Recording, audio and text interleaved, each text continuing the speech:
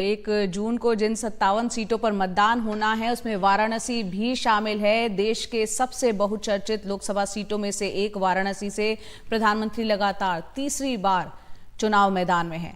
इस बार वाराणसी यानी कि काशी से पीएम मोदी के 10 लाख से ज्यादा वोटों से जीतने को लेकर बीजेपी ने एक नारा भी दिया है। और आपको बता दें कि यहां पर वाराणसी में 6 विधानसभा सीटों को मिलाकर वाराणसी संसदीय क्षेत्र में 19,62,000 मतदाता हैं।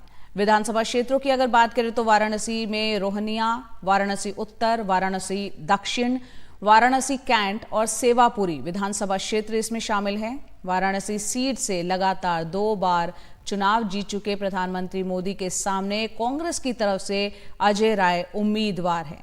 अजय राय उत्तर प्रदेश कांग्रेस के अध्यक्ष भी हैं। 2019 के चुनाव परिणाम की अगर बात करें तो प्रधानमंत्री मोदी ने यहां से काफी अच्छे मार्जिन से जीत हासिल की थी और 2019 में वाराणसी सीट से समाजवादी पार्टी की शालिनी यादव दूसरे और अजय राय तीसरे नंबर पर रहे थे। शालिनी यादव को भी वोट मिले थे और 1,95,000 से ज्यादा मिले थे, जबकि अजय राय को 1,52,000 से ज्यादा वोट मिले। वाराणसी सीट दरअसल 1991 से ही बीजेपी का गढ़ मानी जाती रही है। हालिया चुनाव की अगर बात करें तो 2004 में कांग्रेस को यहां से जीत मिली थी। और वाराणसी के अस्सी घाट पर मौजूद हैं हमारे सहयोगी सुमित अवस्थी। सीधा उन्हीं का रुख करते हैं। सुमित, आप वहां पर मौजूद हैं, पारा कितना है? खासतौर से सियासी पारे के बारे में थोड़ा बताएं। जय शुक्रिया, थैंक यू। पारा जो है वो सियासी पारा ज़्यादा गर्म है। आज मौसम की थोड़ी, अभी कम से कम सुबह का वक्त है तो कह सकता हूँ कि थोड़ी रहम है मौसम की। मैं 80 के चौराहे पर हूँ, घाट मेरे दाहिनी तरफ है, मैं घाट पर पहुँचा नहीं हूँ। मैं पप्पू की चाय की दुकान पे आया था, सोचा कि सुबह सुबह का वक्त है। यहाँ पे पप्पू की जो चाय की दुकान है बड़ी फेमस है और उसमें राष्ट्रीय अंतर्राष्ट्रीय मुद्दों पर ऐसे चर्चा होती है और चर्चा ही नहीं होती, समाधान तक निकाल लिए जाते हैं। तो मैंने सोचा उसकी एक झलक आपको भी दिखाता हूँ। फिलहाल देखिए अखबार चल रहा है, अखबार पढ़े जा रहे हैं। क्या हेडलाइन है आज, सुर्खियाँ क्या है आज की? आज लहर काफ़ी है। पहले चलर में तो भाजपा का बहुत लहर था, किंतु अंतिम दौर में आते आते बड़ा संघर्ष करना पड़ रहा है। सभी पार्टियों को संघर्ष करना पड़ रहा है, मोदी जी को भी संघर्ष करना पड़ रहा है और अदर पार्टियां भी संघर्ष कर रही हैं। देखिए ये बनारस है, बनारस का अक्खड़पन है, बनारस का ओघड़पन है कि प्रधानमंत्री मोदी को बोल रहे हैं यहाँ पर संघर्ष करना पड़ रहा है। लेकिन स्थिति है ये है चाय की दुकान जिसकी हम बात कर रहे थे। एक बार भैया थोड़ा दाएं बाएं हो जाओ यार, दिखा दे। दुनिया भर में चल रहा है इस वक्त, एनडीटीवी इंडिया पर लाइव चल रहा है और ये मशहूर वो चाय की दुकान है जो काशीनाथ जी ने इतनी फेमस कर दी है इसको कि यहाँ पर इस दुकान में हर चीज़ के हर मसले पे चर्चा चलती है। ये देखिए, ये अंदर का माहौल है। ये कहने को बड़ी छोटी सी साधारण सी दुकान दिखती है, लेकिन इस दुकान के बारे में ख़ास बात यह है कि यहाँ चाय कम और चर्चा ज़्यादा होती है। चाय का तो एक गिलास लिया जाता है, लेकिन घंटों घंटों बैठकर यहाँ पर ये मंथन चलता है कि भाई किसी भी समस्या का समाधान क्या होगा। प्रधानमंत्री मोदी की तस्वीरें लगी हुई हैं, वो भी इस चाय की दुकान पर पप्पू के आ चुके हैं हमारे साथ। ये देखिए उनकी माताजी की तस्वीर भी इधर लगी हुई है आशीर्वाद लेते हुए।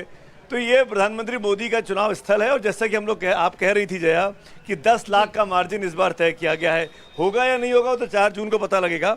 लेकिन कैसे कैसे लोग आते हैं चाय पीने आपके यहाँ? हमारे तो शुरू से ही बुद्धिजीवियों का जमावड़ा होता है। अच्छे से यहाँ से नेता बैठे उठे, बड़े बड़े लोग निकल गए यहाँ से।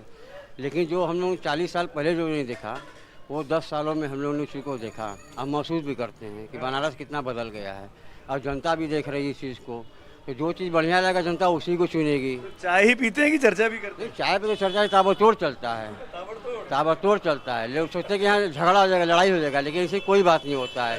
तू में होता है, फिर 1 घंटे बाद लोग एक हो जाते हैं। आगे चलते हैं, आपकी इजाज़त से आपके लोगों से बात भी करेंगे। चाय बन रही है, चाय बनते बनते हम बाहर आ गए और धूप भी निकल आई है, सूरज भी आ गया है जया। और ये देखिए कुछ बुद्धिजीवी हमारे साथ यहाँ बैठे हुए हैं और मैं चाहता हूँ कि चर्चा की शुरुआत करते हैं।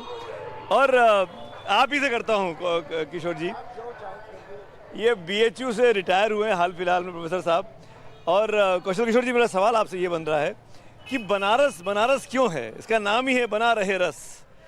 यहाँ रस ही रस है, रस के अतिरिक्त कुछ नहीं है।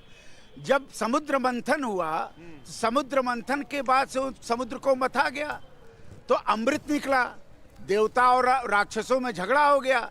बाबा विश्वनाथ ने कहा कि उस अमृत का एक रस बनारस में भी होना चाहिए, तो तब से अमृत का एक रस बनारस है। इसलिए बनारस में अमृतत्व की प्राप्ति होती है। नरेंद्र नाथ दत्त कलकत्ता से यहाँ आए थे 18वीं शताब्दी में, और यही काशी में बैठ करके उन्होंने ध्यान लगाया, जहाँ ध्यान लगाने आज नरेंद्र मोदी जा रहे हैं।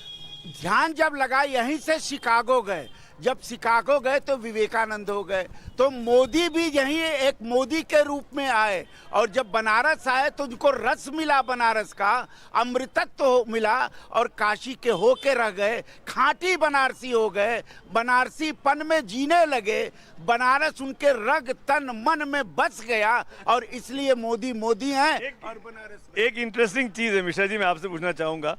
हमने देखा बनारस में गुजराती लोग बहुत हैं, तमिल लोग बहुत आते हैं यहाँ पे, एज ए टूरिस्ट भी आते हैं, रहते भी हैं। तो बनारस का ये गुजरात से क्या कनेक्शन है? क्या नरेंद्र मोदी इसीलिए बनारस पहुंचे? बनारस में केवल गुजरात से ही नहीं कनेक्शन है, बनारस में हिंदुस्तान के हर कोने से। ये जो गुजरात का नाम आपने लिया, मैं सिर्फ इसी पर आपको कहूँगा, गुजराती भैयन जी हैं, इतना बढ़िया हारमोनियम बनाते हैं मालनी अवस्थी जी के साथ, जिन्होंने मालनी अवस्थी जी लोकगीत के साथ इस देश को समर्पित होती हैं। उस वक्त भैयन जी गुजराती, गुजरात का खान पान, गुजरात के लोग हमसे आत्मसात हो गए हैं। और ये कोई कारण नहीं है, यहाँ पर केरल का, तमिलनाडु का, महाराष्ट्र का, किस भारत के किस कोने का व्यक्ति यहाँ नहीं है, किस कोने का मोहल्ला नहीं है, यहाँ पर सारे के सारे लोग यहाँ आकर के हमसे जुड़ गए। देखिए, इन्होंने बहुत सही सवाल उठाए। बनारस एक गुलदस्ता है, गुलदस्ता भारत भी है, और सही गुलदस्ता बनारस है। देश भर के सभी राज्यों के फूल यहाँ खिलते हैं, और इसलिए बनारस है।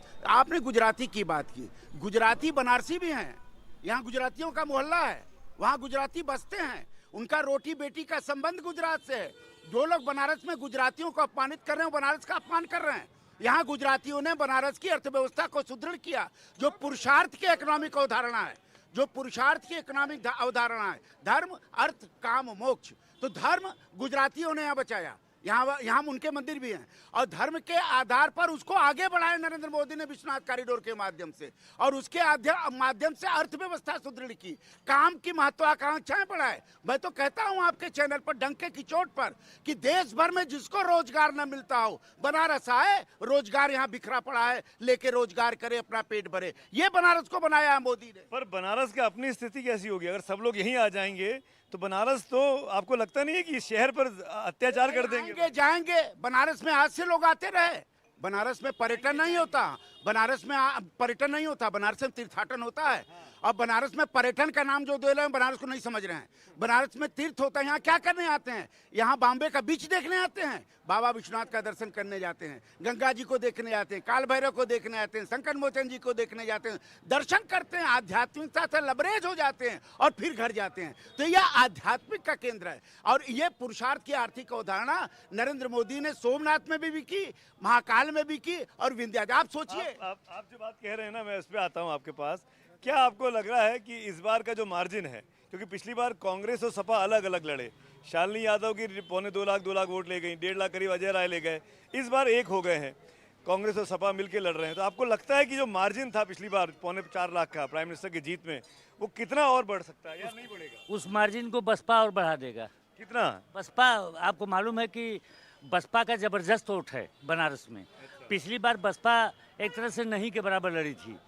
बसपा का वोट जो है कांग्रेस सपा को मिलता था, जो मुस्लिम वोट है और वो दलित वोट है, लेकिन इस बार वो वोट बिखर गया इन लोगों से। तो 10 लाख का मार्जिन होगा इस बार? हो सकता है कि कांग्रेस नंबर 3 पर चली जाए, बसपा नंबर 2 पर चली जाए, ये है। और जहाँ तक बनारस की बात हो रही थी, मैं आपको बताऊँ, इतिहास में ये दर्ज है कि जो इस देश में पहले युद्ध होते थे, तो जो राजा चुनाव हारता, युद्ध हारता था, वो अपने परिवार को सुरक्षा की दृष्टि से गंगा के किनारे एक महल बनवाता था, वहाँ भेज देता था।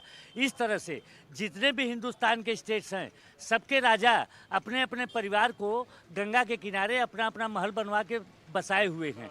और आज से नहीं, अनादिकाल से काशी में हिंदुस्तान के हर प्रांत के लोग रहते हैं और वहाँ पर उनके मकानों का स्थापत्य देख लीजिए, उनके रहन सहन की संस्कृति देख लीजिए, उनका खान पान देख लीजिए, उनका पहनावा देख लीजिए, सारा का सारा उनका अपना वो प्रिजर्व किए हुए हैं।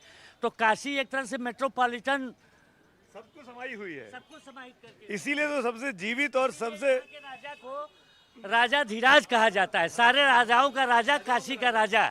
ये जो हमारे बनारस का स्वरूप है, जो लोग कहते हैं कि स्वरूप बदल दिया मोदी जी ने, तो पहले लोग गलियों में जा करके बाबा विश्वनाथ का दर्शन करते थे, उसमें गाय भी जाती थी, सांड भी जाता था, गोबर में भी गिरते थे। लेकिन आज मोदी जी ने काशी विश्वनाथ परिसर को इतना बढ़िया कॉरिडोर बना दिया है कि आप विश्वनाथ जी का दर्शन करिए, सामने गंगा जी का दर्शन करिए। मैं और लोगों से बात भी करूंगा। आप बाहर से आए हैं, आप बनारस के नहीं, आप कानपुर से आए हैं। मैं ये पूछना चाह रहा हूँ आपसे कि क्या अंतर हुआ है इतने सालों में बनारस में? आप तो आते रहते हैं, आपका काम ही टूरिज्म का, ट्रैवल का काम है, क्या अंतर देखते हैं आप बनारस में? देखिए, बनारस में जो भौतिक सुविधाएं हैं वो तो निश्चित रूप से बढ़ी हैं। पहले बनारस में छोटी छोटी गलियां थी, सड़कें थी, हालांकि बनारस में उसका एक अपना मज़ा था, उसकी भी अपनी एक मस्ती थी। और मुझे महसूस होता है कि उस समय जब हम बनारस आते थे तो सुबह से ही तब भी बनारस चालू हो जाता, और बनारस अब भी चालू हो जाता है। निश्चित रूप से तमाम भौतिक सुविधाएं, लाइक सड़कों का चौड़ा होना, कॉरिडोर का नया स्वरूप ले लेना, ये सब चीज़ें बनारस में निश्चित रूप से बढ़ी हैं।